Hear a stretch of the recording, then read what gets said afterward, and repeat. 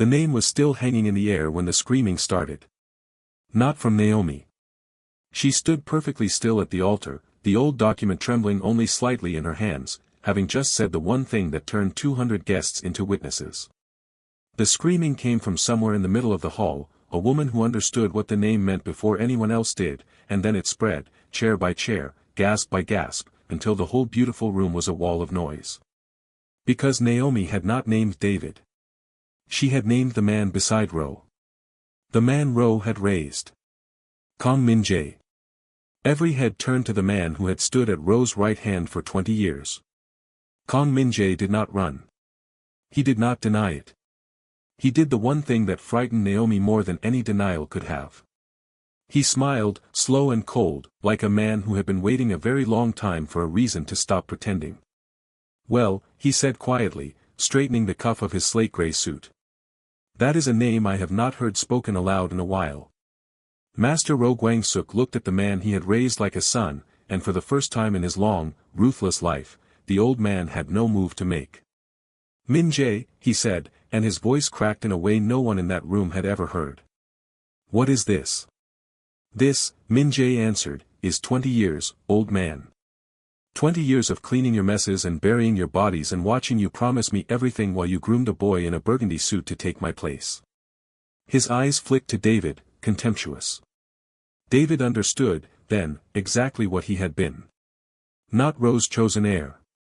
Not the rising star. A distraction. A shiny burgundy decoy Min-jae had allowed to flourish so that everyone, Ro included, would watch the wrong man. David had betrayed Naomi's family believing it would buy him a throne. It had only ever bought him a target painted on his back. He had ruined a good man's life to become someone else's smokescreen. Naomi's mind raced to keep up. Her father's records had named the man who orchestrated his ruin, and she had spent 2 years believing that man was David, because David was the face she had seen, the hand that had shaken her father's hand. But her father had written the truth underneath. The face was David. The mind was Min-jae. And Min-jae had spent 2 decades letting everyone aim at the wrong man. Beside her, Jun-ho went very quiet, and she felt the danger in him change shape. His enemy had never really been Ro at all. For 3 years Jun-ho had thrown himself against Master Ro and found only walls. Now he understood why. He had been fighting the figurehead. The man actually running Ro's empire, making the moves, closing the doors Jun-ho kept slamming into, had been standing politely in the background the entire time, holding a drink and smiling. "You," Jun-ho said softly. "It was always you." Min-jae inclined his head, almost gracious. "You are quicker than the old man. That is why I am glad you came tonight, Lee Jun-ho. It saves me the trouble of arranging a meeting." Min-jae lifted 2 fingers. From the edges of the hall, men who had been posing as guests and staff all evening began to move, quiet and coordinated, closing the exits. These were not Ro's men anymore. They had been Min-jae's for years, loyal to the patient man who signed off on their pay and knew all their secrets. The wedding had been his stage from the beginning. He had simply let Ro believe he was the one directing it. The guests began to panic. Naomi felt Jun-ho's hand close around her wrist. Grace was suddenly at Naomi's side, her manicured hand closing hard around Naomi's arm. "There's a service door behind the dais," she said low and fast. "I walked this venue 4 times planning the ceremony. If this goes wrong, that's your way out. Not the main doors. He'll have the main doors." Naomi stared at her. The bride whose wedding she had just detonated was helping her escape it. "Why?" Naomi breathed. "Because you told me the truth," Grace said, "and he spent 6 months telling me lies. Go when I say go." Ro crossed to Min-jae, and for a moment the old man's rage burned hotter than his fear. "I gave you everything," he hissed. "My name. My trust. I would have given you the whole city. You would have given me a leash," Min-jae said, unmoved. "I did not want your city, old man. I wanted it to be mine, taken, not handed down like a coat you were done wearing. And tonight, in front of everyone who matters, they finally see who has been holding the knife all along." He looked out at the terrified, transfixed room, and Naomi realized with a chill that the exposure she had caused was exactly what Min-jae had wanted. She had not ruined his plan. She had launched it. The floor seemed to drop out from under her. Min-jae had known about her father's records. He had known she carried them. And somehow he had counted on her rage, on her waiting 2 years for a room exactly like this one, to do the one thing he could never do himself, expose his own name at the precise moment that would shatter Ro's authority in front of the entire city. She had been the weapon. She had spent 2 years thinking she was the hand on the knife, and she had been the knife. She turned to Junho, sick with it. If you have made it this far with her, then you already feel how deep this one goes, and it would mean everything if you tap subscribe right now. Not as a favor to me, but as a signal that stories built this carefully are landing with you, that you want the channel to keep making them, because your subscribe is the single thing that tells me to keep going. Now stay close, because Naomi is about to do something no one in that room expects.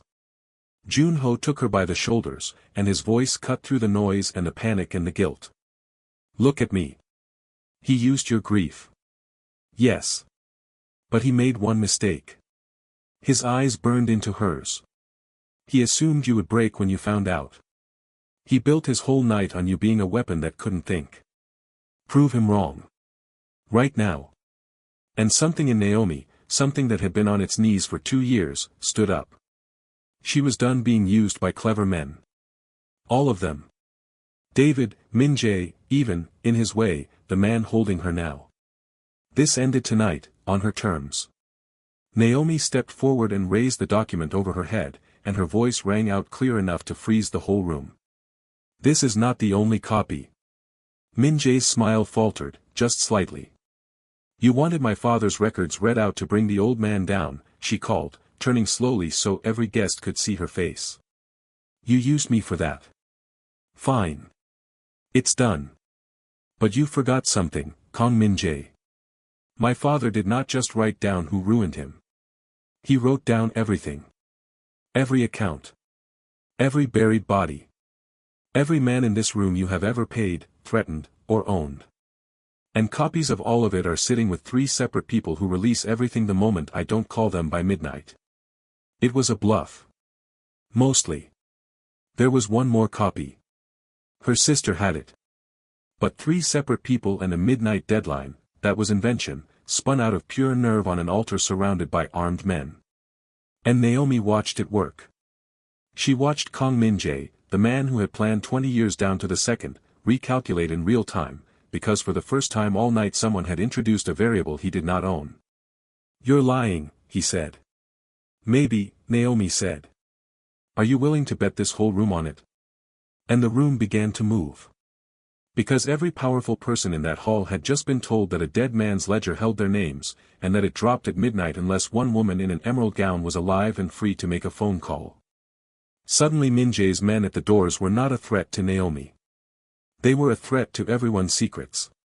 Suddenly the smartest thing in the room was to make very sure nothing happened to her. The balance of the whole night tilted, and Naomi felt it tilt. Junho stepped into the opening she had made like he had been waiting his whole life for it. Here is how tonight ends, he announced, his voice filling the hall. Kang Min-jae's men lower their weapons and step away from the doors. Every person here walks out untouched. And Min-jae and I settle what is between us the way it should have been settled years ago. Privately. He let that land. Anyone who works for this man should ask themselves, right now, whether his war is worth their name in that ledger. At the edges of the room, Naomi saw it happen. She saw one of Min-jae's men glance at another. She saw doubt.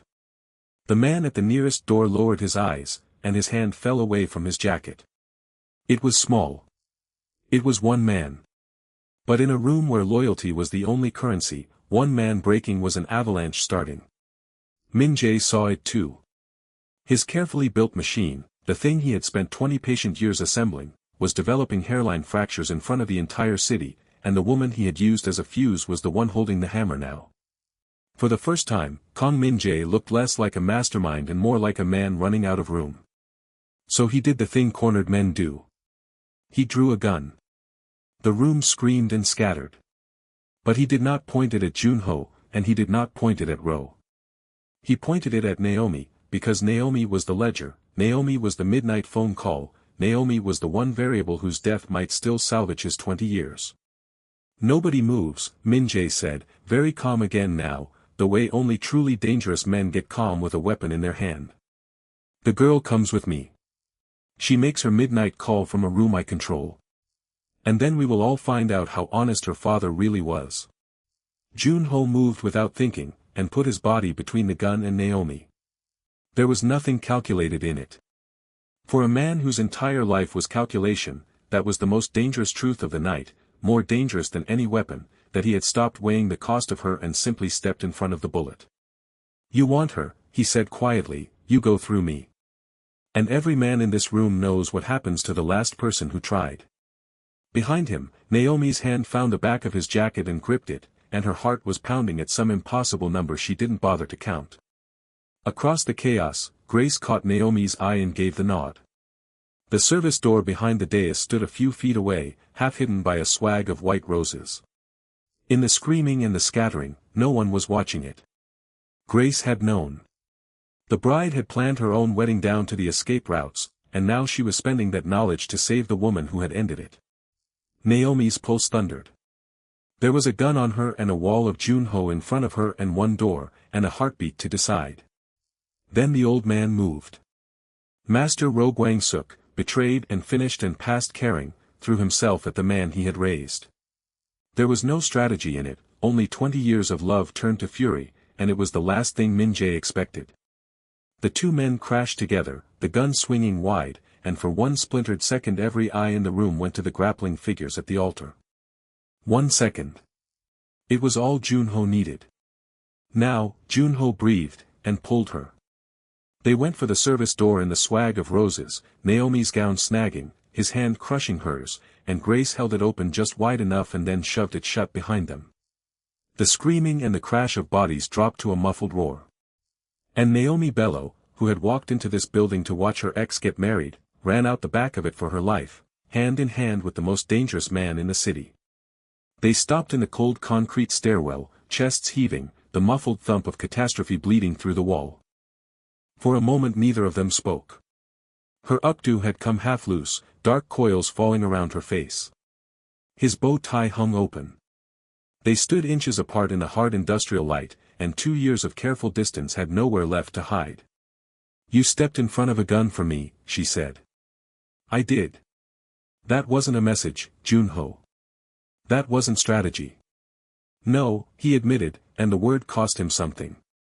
It wasn't. If you are still here in this stairwell with them, still feeling it, do one small thing for me so I know. Drop the emoji that matches exactly what you feel right now. And tell me the city you are watching from and the time on your clock, because I love knowing who is out there in the dark with these two. On your TV?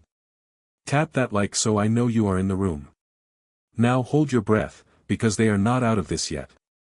His hand rose to the side of her face, and this time it did not stop short. His palm was warm against her jaw. Her breath caught. Every reason this was a terrible idea lined up neatly in her mind and then dissolved, because his forehead came down to rest against hers and she could feel him breathing, unsteady, human, undone.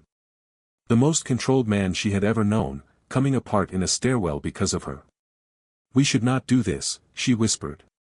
No, he agreed, and didn't move away. The fire door below them slammed open. They broke apart.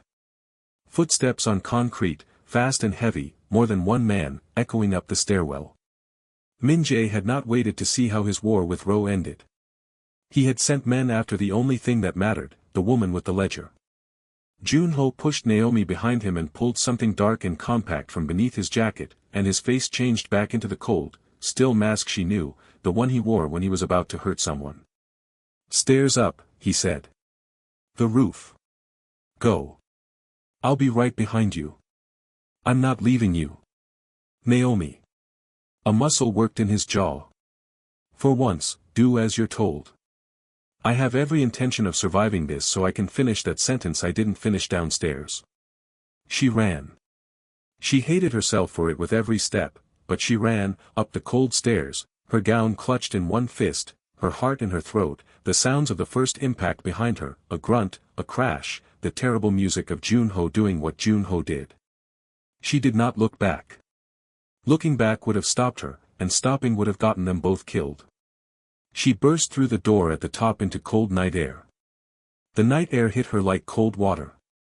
She was on a low roof above the venue's grand entrance, and below her the porte cochere was a river of black SUVs and red taillights and men she did not recognize moving with purpose. Min Jae's escape convoy. Or his hunting party. From up here she could not tell the difference, and it did not matter, because either way the woman with the ledger was the most valuable thing in the building and every one of them wanted her. Her phone was in her clutch. It was nearly midnight. And she realized, with a jolt, exactly what she had to do. She called Zuri. Her sister picked up on the first ring, voice tight with 2 hours of unbearable waiting. Naomi spoke fast, over the wind, watching the convoy below. Listen to me. The copy Dad left with you. If I don't call you again by 1 a.m., not midnight, 1, you send it to every name on the list I gave you. Newspapers. Police. All of them. Do you understand? Naomi, where are you, what is happening? Promise me, Zuri.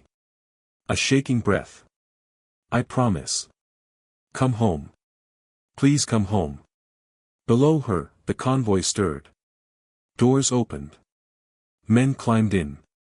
And one figure moved through them with an unhurried, elegant calm that even from 4 floors up she recognized instantly. Kang Min-jae had gotten out of the ballroom. Whatever had happened between him and Ro, whatever Junho was doing in that stairwell, Min-jae was down there now, alive, composed, sliding into the back of a black SUV as if he were leaving a dinner party. He had lost the room. But he was not finished. Men like him were never finished. They simply changed the board. The rooftop door banged open behind her and she spun, heart in her mouth, and it was him. Bloodied at the brow, one sleeve torn, but standing, walking to her, alive. Something in her chest broke open with relief so total it frightened her. She crossed the space between them without deciding to, and his arms came around her, and for one moment on a cold roof above a burning night, they just held on. The men in the stairwell, she started. Won't be following anyone tonight. He pulled back to look at her. Min-jae. Down there. She pointed at the convoy. Getting away. They stood at the edge and watched the black SUV pull away into the city, its taillights shrinking to 2 red points and then to nothing. Junho did not chase it. There was a time to strike and a time to let an enemy believe he had escaped, and Junho had spent his whole life learning the difference. Min-jae had shown his face tonight. After 20 years in the shadows, the whole city now knew the real hand behind Ro's empire. That was a wound that would never close. Let him run, Junho said quietly. He spent 20 years hidden. Now everyone knows. He'll never have the dark again. Naomi looked out at the city and felt something she had not felt in 2 years. Not victory. It was too complicated for victory. David was finished, exposed as a pawn. Ro was destroyed, undone by the son he had made. Min-jae was in the wind but stripped of his greatest weapon, his secrecy. And her father, her gentle, honest father, had finally had his truth spoken aloud in a room full of the people who had let him fall. It was not justice. Justice was too clean a word for what tonight had been. But it was something. It was the weight of 2 years lifting off her chest, one breath at a time. The door opened once more, and Grace stepped onto the roof, still in her wedding gown, the train dirty at the hem now, her veil gone somewhere in the chaos. She was not crying. She had the look of a woman who had lost a wedding and found something more useful, the truth. They're saying Ro had a heart attack when the police arrived, she said. Min-jae's gone. David's being questioned. A dry, exhausted laugh. I planned the perfect wedding. And I have never been so glad to see anything fall apart. The 3 of them stood together on the roof, an accidental alliance forged in one impossible night, the discarded ex, the Mafia boss, and the bride who chose the truth over the ring. What happens now? Naomi asked. Now, Junho said, Min-jae rebuilds in the dark, and we make sure he never gets it back. Ro's empire is a corpse with no head. The whole city changes shape by morning. He looked at Naomi. And you. You're not hidden anymore. That name protected you for 2 years. Tonight you spent it. That makes you a target. She's not the only one, Grace said quietly, looking out at the city lights. I heard everything in that hall. So did 200 other people. Junho took both her hands and turned her to face him, and Grace tactfully found something interesting to look at across the skyline. I told you I had a sentence to finish, he said. Her heart climbed. You did. When I brought you here tonight, you were a message I wanted to send. A perfect insult to men I hate. His thumb moved over her knuckles.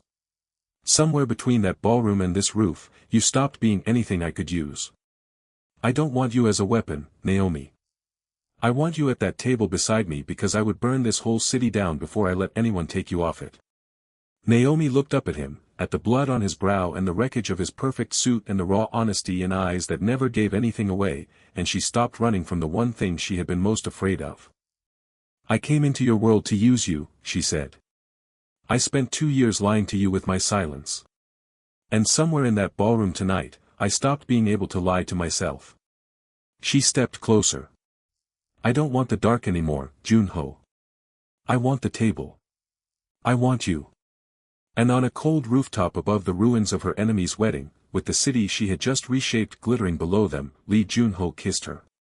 It was not the desperate kind. It was the kind that had waited 2 years, careful and certain and complete, his hand cradling her jaw like she was the one thing in the world he had ever been afraid to want.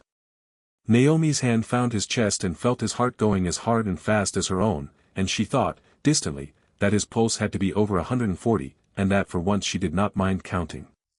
A few feet away, Grace's phone lit up in the dark. She glanced down at it, expecting a message about David, about the police, about the wreckage below. Instead she went very still. Because the message was not from anyone at the wedding. It was from an unknown number, and it contained only 4 words, and those 4 words drained the color from her face. She read them twice, then looked up at the kissing couple, and for the first time all night, Grace Adele looked truly afraid. The message said, he kept a copy too. Grace's hands began to shake. Because there was only one person that could mean, and only one thing. Somewhere out in the dark city, sliding through traffic in the back of a black SUV, Kang Min-jae had just told her that Naomi's father was not the only man who wrote everything down. Min-jae had his own ledger. His own list of every secret in that ballroom. And now that his empire was burning, he had nothing left to lose and every reason to use it. The war Naomi thought she had ended tonight had not ended at all. It had only found a second front. Grace looked at Naomi and Junho, wrapped in each other against the skyline, finally, after everything, allowing themselves one moment of peace. And she made a decision. She would not ruin this moment for them. Not this one. They had earned these 30 seconds. The message in her hand, the second ledger, the man in the SUV who was already planning his next move, all of it could wait until morning. But not longer than morning. Because if Min-jae had a list, then no one who stood in that ballroom tonight was safe, and that included every single person on this roof. Below them, the city that had belonged to Master Rowe that morning belonged to no one now, and everyone was about to fight for it. Naomi Bello had walked into a wedding to bury her past, and she had walked out onto a rooftop with a dangerous man's arm around her, her father's name finally clean, and a brand new war humming to life in the dark beneath her feet. She did not know about the message in Grace's hand yet. For one more night, she got to just be a woman on a roof, held by someone who would burn the world for her. Morning would bring the rest. And that is where we leave them, on the edge of everything, because Kang Min-jae is not done, and that second ledger is going to blow this city apart in part 3. If you need to know what those 4 words set loose, do not keep it to yourself. Get into the comments and tell me. Comment part 3, and tell me the one name you think is in Min-jae's ledger, because when it opens, no one is safe. The moment enough of you call for it, part 3 is yours.